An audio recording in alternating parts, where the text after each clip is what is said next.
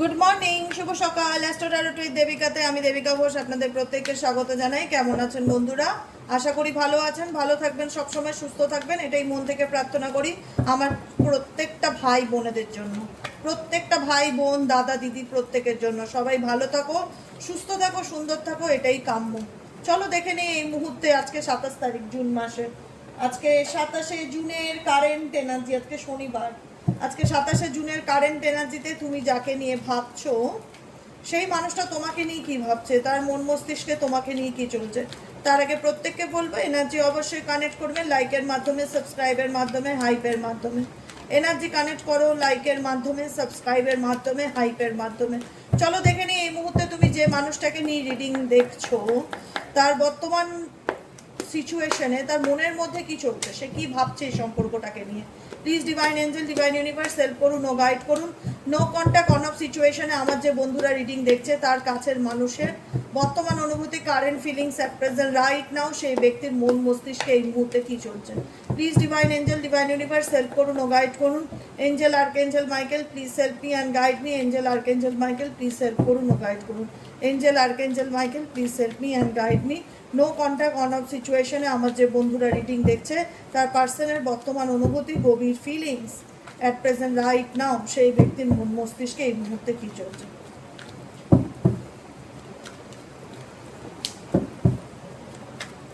চলো, কমপ্লিকেটেড দেখতে পাচ্ছ? হ্যাঁ দেখতে পাচ্ছ। কমপ্লিকেটেড ইন্ডিকেট করছে এই মুহূর্তে রাইট নাও তার কাছে তোমার এবং তার সম্পর্কটা জটিল মনে হচ্ছে। সত্যি কথা বলতে গেলে তার মনে হচ্ছে যে এই যে তোমাদের সম্পর্কের মধ্যে এত মিসআন্ডারস্ট্যান্ডিং, এত ভুল বোঝাবুঝি, এত সমস্যা, পারিবারিক সমস্যা, যে জটিলতাটা, কমপ্লিকেটেড মানে হচ্ছে জটিলতা, সেই জটিলতা যেটা ক্রিয়েট হয়েছে তোমার এবং তোমার কাছের মানুষটার মধ্যে, আদেও সেটা ফ্যামিলি নিয়েও হতে পারে, বন্ধু বান্ধব নিয়ে হতে পারে, কোনো তৃতীয় ব্যক্তিকে নিয়ে হতে পারে, বা নিজেদের মধ্যে হতে পারে, কোনো রকম কোনো ভুল বোঝাবুঝি বা কোনো রকম কোনো প্রবলেম যেটা অনেক বড় জায়গায় গিয়ে দাঁড়িয়ে আছে। সেটা ছোট প্রবলেম নয় যে চাইলেই শর্ট আউট করা যায়, তোমার পার্সনের কাছে প্রবলেমটা ছোট নয়, যেখানে দাঁড়িয়ে তার মনে হচ্ছে যে আমাদের সম্পর্কের মধ্যে এই যে জটিলতা, এই যে প্রবলেম, সেটা কি আদৌ কোনোদিনও শর্ট আউট হবে? মানে আমি এই সিচুয়েশনটা কি শর্ট আউট করতে পারবো, বা এই সমস্যার সমাধানটা কি আদৌ কোনোদিনও হবে? মানে এই প্রবলেমটা তোমার কাছে কতটা সহজ বা কঠিন, গড নোস। আমি তোমার পার্সনের কারেন্ট এনার্জি চেক করছি, তোমার পার্সনের কাছে এই তোমাদের সম্পর্কের মধ্যে যে সমস্যাগুলো সেগুলো তার কাছে অনেক জটিল মনে হচ্ছে, সেই প্রবলেমগুলো তার কাছে অনেক বড় মনে হচ্ছে। ঠিক আছে, নাম্বার 2 কার্ড হচ্ছে ব্রেকআপ। নাম্বার 2 কার্ড হচ্ছে ব্রেকআপ।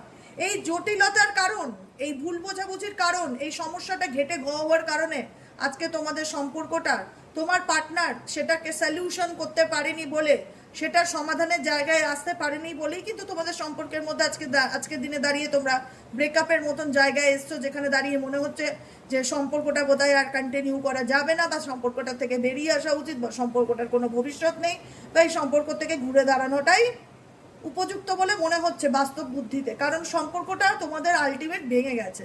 ব্রেকআপ দেখা যাচ্ছে যে সম্পর্কটার মধ্যে তোমাদের দূরত্ব তৈরি হয়ে গেছে, no contact situation, on off সিচুয়েশনে আছো, যেখানে দাঁড়িয়ে তোমার পার্সনের কাছে সেই সমস্যাগুলোকে বা রিলেশনশিপটা ঠিক করাটাকে তার কাছে একটা চ্যালেঞ্জিং বিষয় বলে মনে হচ্ছে at present right now. 3 number card কি ইন্ডিকেট করছে?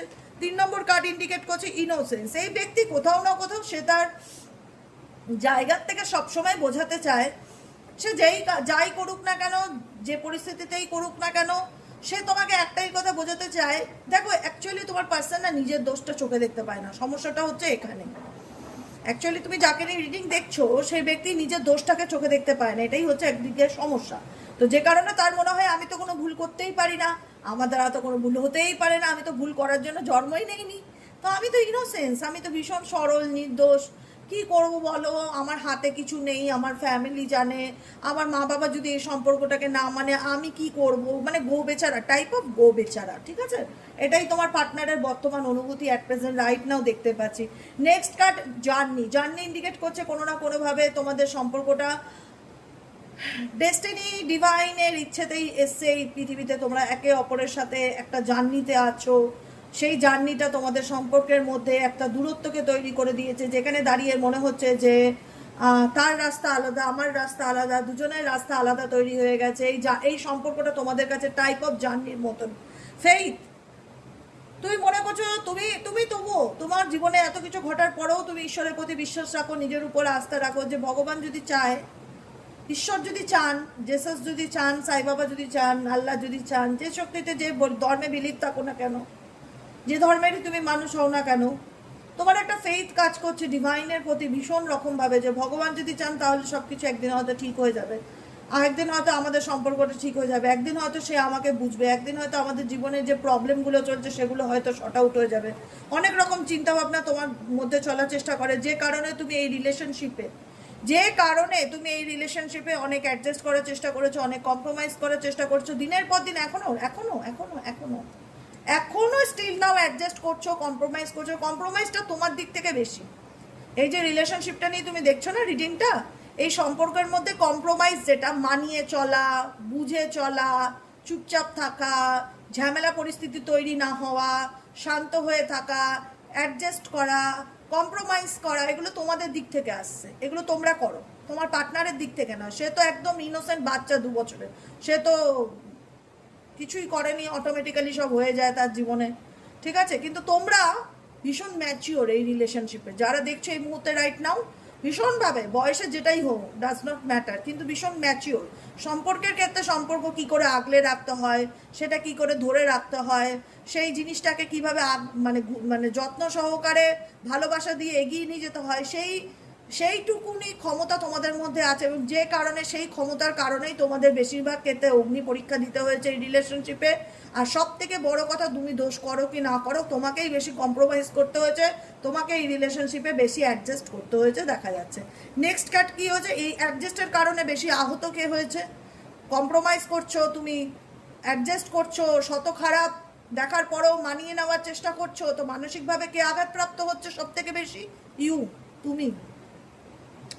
সব থেকে বেশি মানসিকভাবে কে কষ্ট পাচ্ছে? যে সব থেকে বেশি মানিয়ে নেওয়ার চেষ্টা করে, সবাইকে নিয়ে চলতে চায়, সেই কিন্তু সব থেকে বেশি এই পৃথিবীর দুঃখী মানুষ। কারণ সে সবাইকে খুশি করে চলতে চায়, কিন্তু সে ভুলে যায় একটা মানুষ কখনোই সবাইকে খুশি করে চলতে পারে না এই পৃথিবীতে। আমি একটা কথা বলি, কোনোদিন কাউকে খুশি করার চেষ্টা করবে না, তুমি না ফেইলিওর হয়ে যাবে। আমি নিজের অভিজ্ঞতা দিয়ে বলছি, তুমি যার জন্য যতই তুমি তো বলবে দিদি আমার 100% লাগিয়ে দিয়েছি, আমিও তো আমার জীবনে প্রত্যেকটা পরিস্থিতিতে যে কোনো কাজে 100% লাগিয়ে দিই, সব কাজে কি সফল হই, কিন্তু আলটিমেট কষ্ট পাই যে নিজের সর্বস্বটুকু দিয়েও সে আমাকে বুঝলো না, বা সে আমাকে ফিল করলো না, বা তবুও মানুষের নেগেটিভ কমেন্ট পাই। মানুষের জন্যই তো লড়ি, মানুষের জন্যই তো করি প্রত্যেকটা মুহূর্তে, এটাই তো চেষ্টা, যে কি করলে মানুষ নিজের জীবনে ভালোভাবে বাঁচতে পারবে, কি করলে মানুষকে একটা সুন্দর জীবন দিতে পারবো। তবুও মানুষ নেগেটিভ কমেন্ট করে, মানে কোথাও না কোথাও আমি জানি আমি সবাইকে খুশি করে চলতে পারবো না, কিন্তু কারুর না কারুর দিক থেকে একটা নেগেটিভ ফিডব্যাক তোমাকে ভীষণভাবে মানসিক আঘাতপ্রাপ্ত করে। তোমার মনে হয় যে আমি এত অ্যাডজাস্ট করছি, আমি এত কম্প্রোমাইজ করছি, কোথায় আমার তারিফ করবে, কোথায় আমাকে একটু সাপোর্ট করবে, সে তো না, বরং আমাকে ভুল বুঝছে, উল্টে ব্লেম করছে, দোষারোপ দিচ্ছে। আমি দিনের পর দিন কষ্ট পাচ্ছি, কম্প্রোমাইজও করছি, অ্যাডজাস্টও করছি, মানিয়ে নেওয়ার চেষ্টাও করছি, মেনেও নিচ্ছি, যা হচ্ছে হচ্ছে, ঠিক আছে চলো, আর কিছু করার নেই। তারপরেও দেখি আঙুলটা সে আমার দিকেই ওঠে দিদি, এটাই আমার সব থেকে বেশি খারাপ লাগে, আর কিছুই না। এই জন্য বলে কারোর জন্য অতিরিক্ত করতে নেই, কারোর জন্য অতিরিক্ত করতে নেই। কম্প্রোমাইজ করলে, কম্প্রোমাইজ কেন করবে না? ডেফিনেটলি করবে, অ্যাডজাস্ট করবে, পরিবার আছে, সংসার আছে, কম্প্রোমাইজ করবে, অ্যাডজাস্ট করবে, মিলেমিশে চলবে, কিন্তু কোনো কিছু একতরফা হয় না। আমি কম্প্রোমাইজ করে গেলাম, আমি অ্যাডজাস্ট করে গেলাম, উল্টো দিকের মানুষ নিজেকে ধরাকে সরা ভাবলো, তার কাছে এই ব্যাপারগুলোর কোনো গুরুত্ব নেই। আলটিমেট গ্র্যাটিটিউডটা থাকাটা খুব ইম্পর্ট্যান্ট, যে তুমি আমার জন্য এতটা করছো, আমি তোমার প্রতি কৃতজ্ঞ, থ্যাংক ইউটা বললেও মনে অনেক শান্তি আসে, আর কিছু না। সেখানে হয়তো তুমি মানুষের জন্য করেও সে থ্যাংক ইউটাও পাও না, এটাই হচ্ছে বড় কথা, যাদের জন্য তুমি করছো, যাদের জন্য এই মুহূর্তে তুমি রিডিংটা দেখছো। নেক্সট কার্ড হচ্ছে ব্রোকেন রিলেশনশিপ, এবং সেই কারণে তুমি যতই জোড়া লাগানোর চেষ্টা করো না কেন, যতই কম্প্রোমাইজ করো না কেন, যতই সেটাকে ঠিক করার চেষ্টা করো না কেন, কোথাও না কোথাও দিনের শেষে তোমার মনে হয় আমি ব্যর্থ, দিনের শেষে তোমার মনে হয় আমি ব্যর্থ, আমি পারিনি, মানে আমি চেষ্টা করেছিলাম দিদি, আমি মানসিকভাবে আঘাতপ্রাপ্ত হয়েছি, আমি পারিনি সেটাকে ঠিক করতে, আমি পারিনি তাকে বোঝাতে, আমি পারিনি তার ভুলটা তাকে চোখে আঙুল দিয়ে দেখাতে। আলটিমেট সেই সম্পর্কটা কোনো না কোনোভাবে সেই ভাঙার জায়গাতে চলেই এসেছে, যেটা আমি চাইছিলাম না হোক, যেটা আমি বাই গড বলছি দিদি আমি চাইছিলাম না এটা হোক, কিন্তু হয়েছে, কিন্তু সম্পর্কটা ভেঙেছে। এখন টোটালটাই ডিভাইন গাইডেন্স, এখন টোটালটাই মহাদেবের উপর ভরসা করে রয়েছি, ঈশ্বরের উপর ভরসা করে রয়েছি, শিবশক্তির উপর ভরসা করে রয়েছি, যে উপরে ভগবান যা চাইবে, ঈশ্বর আল্লাহ যা দেবে, যা গাইডেন্স আসবে আমি সেটাকেই ফলো করব।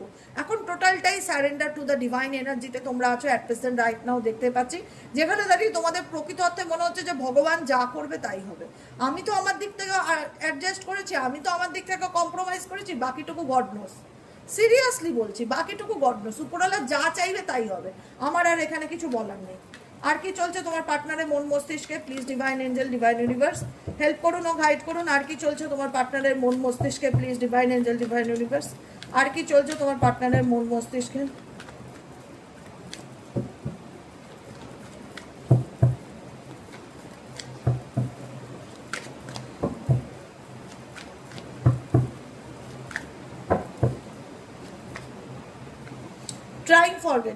ট্রাইং ফরগেটিং তুমিও হয়তো জীবনে অনেক দুঃখ পেয়ে, কষ্ট পেয়ে এই বিষয়গুলো থেকে নিজেকে বের করে আনার চেষ্টা করেছো। তোমার পার্টনারও এই বিষয়গুলো যেটা ভেঙে গেছে, কারণ তোমাদের রিলেশনশিপে বারবার আসছে ব্রোকেন রিলেশনশিপ। তোমাদের সামনেই আমি কার্ড সাফল করি, দেখাইও সামনে নিয়ে যে ব্রোকেন রিলেশনশিপ এখানেই এসছিল না? হ্যাঁ, 3 নম্বর কার্ডটাই যে ব্রোকেন রিলেশনশিপ। তো এই সম্পর্কটাকে জোড়া লাগানোর জন্য তুমি অনেক চেষ্টা করেছো, তারপরে মনে হয়েছে যে হচ্ছে না যখন, তাহলে এটার থেকে বেরিয়ে আসি বা নিজেকে বের করে আনার চেষ্টা করি বা ভুলে থাকার চেষ্টা করি। ট্রাইং ফরগেটিং ইন্ডিকেট করছে তুমি এই বিষয়গুলোর থেকে নিজেকে বের করে আনার, এই স্মৃতিগুলোর থেকে নিজেকে বের করে এনে ভুলে থাকার চেষ্টা করেছে। ইভেনচুয়ালি তোমার পার্টনারও ট্রাইং টু ফরগেটিং করেছে, সিচুয়েশন থেকে বেরিয়ে আসার চেষ্টা করেছে।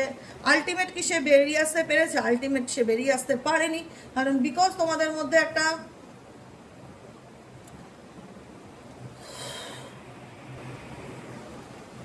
যেখানে দাঁড়িয়ে তোমাদের মনে হয়েছে বা তোমার পার্টনারের মনে হয়েছে যে এটা একটা এমন কানেকশন যেখানে চাইলেও ভুলে থাকা যায় না, যেখান থেকে চাইলেও বেরিয়ে থাকা যায় না, যেখান থেকে চাইলেও আমি লেট গো করতে পারছি না, এরকম কিছু সিচুয়েশন, এরকম কিছু মিউচুয়াল লাভ কানেকশন তোমার এবং তোমার পার্টনারের মধ্যে আমি দেখতে পাচ্ছি।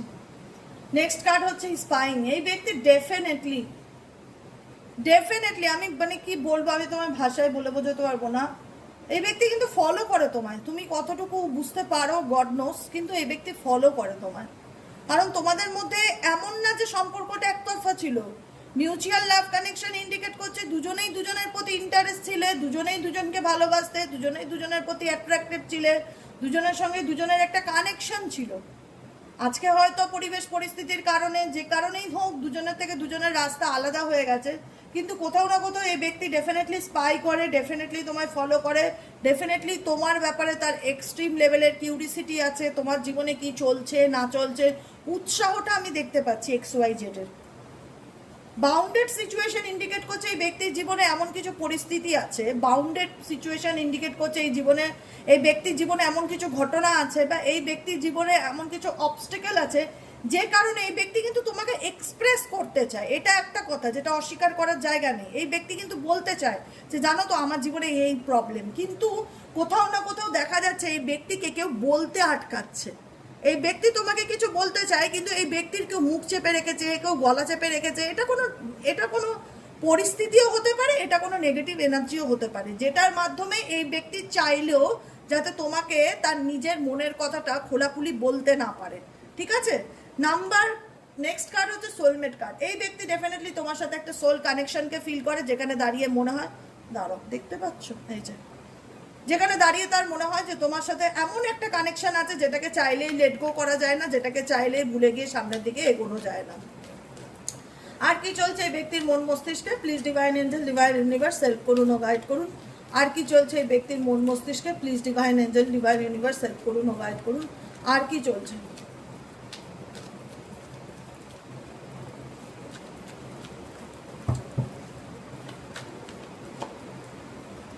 ওকে, বোল্ড ডিসিশন। বোল্ড ডিসিশন দেখো, এখানে দাঁড়িয়ে রিডিংটা আর করবার মতন কিছু নেই, আমার কাছে ক্ল্যারিটি এসে গেছে, আমি বুঝতে পারছি।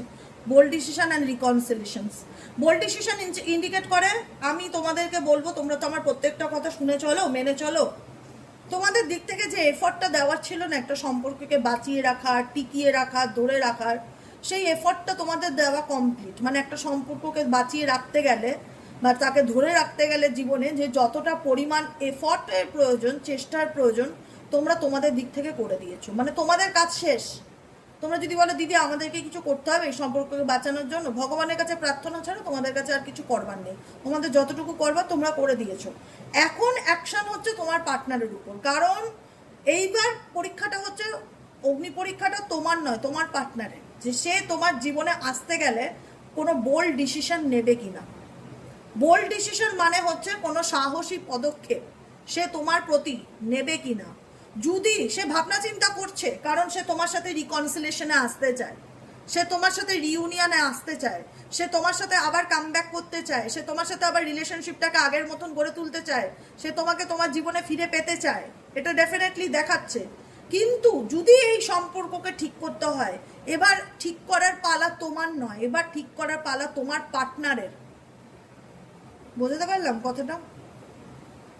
তোমার দিক থেকে তুমি যতটা অ্যাডজাস্ট করার, কম্প্রোমাইজ করার, স্যাক্রিফাইস করার করে মানসিক আঘাত পেয়ে, ক্ষত হয়ে, দুঃখ পেয়ে, জীবনে পাথর হয়ে গেছো, তোমার দিক থেকে তুমি নিজেও বলবে যে আমি আর এই সম্পর্ক ঠিক করার জন্য আর 10 পয়সারও কোনো চেষ্টা করতে চাই না, যা করার করে দিয়েছি। এবার সত্যিই তোমার করা কমপ্লিট, তুমি শুধু ভগবানের কাছে প্রেয়ার করতে পারো, এর বাইরে কিছু না। এবার যদি এই ব্যক্তিকে মনে হয় তোমার জীবনে ফিরে আসা উচিত, কারণ রিকনসিলিয়েশন ইন্ডিকেট করছে এই ব্যক্তি তোমার সঙ্গে যদি রিউনিয়ন করতে চায়, কারণ তার ইন্টারেস্ট আছে, আমি দেখতে পাচ্ছি। এই ব্যক্তি যদি পুনরায় আবার তোমার সাথে সম্পর্কটাকে রিকনসাইল করতে চায়, তাহলে তাকে কিন্তু একটা সাহসী পদক্ষেপ নিতে হবে, যেটা কারোর এগেনস্টে গিয়েও হতে পারে, যেটা কোনো পরিবেশ পরিস্থিতির বিরুদ্ধে গিয়েও হতে পারে। যে সিচুয়েশনটা, ফার্স্ট কার্ড একটা এসেছিল না, একদম প্রথম কার্ড, দাঁড়াও একটু দাঁড়াও, ফার্স্ট কার্ড একদম এসেছিল না, কমপ্লিকেটেড। এটা তার জীবনের জটিলতা, এটা তার জীবনের প্রবলেম, যে তার জীবনে সেই প্রবলেমটাকে সে শর্ট আউট করতে পারছে না বলেই তোমাদের মধ্যে সম্পর্কে ব্রেকআপ বা সেপারেশন হচ্ছে। এই কমপ্লিকেটেড সিচুয়েশনটাকে যে সুজি শর্ট আউট করতে পারে এবং সে কোনো কিছুর বিরুদ্ধে গিয়ে যদি কোনো বোল্ড ডিসিশন নিতে পারে, তাহলেই তোমার সাথে সেই ব্যক্তির ইউনিয়ন পসিবল, নচেত নয়। কারণ তোমার দিক থেকে আর কিছু করবার নেই, সেটাই এনার্জি দেখা যাচ্ছে। মেবি তোমরা অনেকেই লং ডিস্টেন্স রিলেশনশিপে আছো, তো সেই জায়গায় দাঁড়িয়ে একটাই কথা বলবো, যদি মিস করো, মনে করো, ডেফিনেটলি বলবো না যে যাকে তুমি ভালোবাসো তাকে ভুলে গেছো বা সেও তোমাকে ভুলে গেছে, সেটা নয়। আনসেন্ড মেসেজ, তারও অনেক কিছু বলবার আছে, তারও অনেক কিছু জানানোর আছে। পরিস্থিতির কারণে হয়তো টাইপ করেও সে বলতে পারে না, বা সিচুয়েশনের কারণে বলতে চাইলেও সে তোমাকে কোলাকুলি বলতে পারে না তার জীবনের ঘটনাটা কি। কিন্তু এই ব্যক্তি কোথাও না কোথাও সাডেন ইভেন্ট ইন্ডিকেট করছে, সাডেনলি তোমার জীবনে সে ফিরতে চায়। কারণ আমি একটাই কথা বলে রেখেছি, এই ব্যক্তিকে যদি তোমার জীবনে ফিরতেই হয়, কারণ এই ব্যক্তি নিজেও বুঝতে পেরেছে, কারণ এই ব্যক্তি নিজেও বুঝতে পারছে যে এই ব্যক্তি অনেক অন্যায় করেছে, অনেক ভুল করেছে। হ্যাঁ, বর্তমানে হয়তো সেগুলো তোমার কাছে শেয়ার করছে না বা এক্সপ্রেস করছে না, নিজের ভুল স্বীকার করছে না বা নিজেকে গুটিয়ে রেখেছে, বলতে চাইছে না। কিন্তু যদি এই ভালোবাসা প্রকৃত অর্থে সত্যিকারের হয়ে থাকে, তাকে তোমাকে জানাতেই হবে তার মনে কি চলছে। সে অনেক কিছু তোমাকে বলতে চায়, পরিস্থিতির কারণে হয়তো বলতে পারে না বা বলতে দেয় না, বা এমন কিছু সিচুয়েশন যে বললে কোনো রকম কোনো প্রবলেম বাড়তে পারে, সেই কারণে হয়তো বলতে পারে না। কিন্তু এই ব্যক্তি তোমায় ছাড়া ভালো নেই। এই ব্যক্তিকে যদি তোমার দিকে আসতে হয়, তাকে তাহলে কোনো বড় ডিসিশন নিতেই হবে, বোল্ড ডিসিশন, যেটা নেওয়া খুব একটা সহজ ব্যাপার নয়। সেই বোল্ড ডিসিশন যদি নিতে পারে, তাহলেই তোমাদের পক্ষে রিইউনিয়ন পসিবল, নচেত নয়। এটা সম্পূর্ণ টোটালটাই ডিপেন্ড করে তোমার পার্সনের ইচ্ছার উপরে, তার সাহসী পদক্ষেপের উপরে। এখানে তোমার কোনো হাত নেই বা তোমার কিছু করবার নেই। এটাই হলো আজকের রিডিং। কেমন লাগলো রিডিংটি কমেন্ট সেকশনে জানাতে ভুলবে না। লাইক করবে, শেয়ার করবে, সাবস্ক্রাইব তো অবশ্যই করে দেবে। নিচে দেওয়া রেড কালারের বেল আইকনটিকে প্রেস করে দেবে, যাতে আমি যখনই ভিডিও আপলোড করি না কেন নোটিফিকেশনটি যেন সরাসরি তোমার মোবাইল স্ক্রিনে চলে যায়। আর কমেন্টে তোমাদের সুন্দর সুন্দর মিষ্টি মিষ্টি মতামতগুলো জানাতে ভুলবে না। সবাই ভালো থেকো, সুস্থ থেকো, সুন্দর থেকো। আবার দেখা হচ্ছে বিকেলে রিডিং। সাইকিক রিডার দেবিকা বসে কি টপিকে রিডিং দেবো, আই এম টোটালি কনফিউজড। একটুখানি সাজেশন দিলে ভালো হয়। ওকে, চলো টাটা।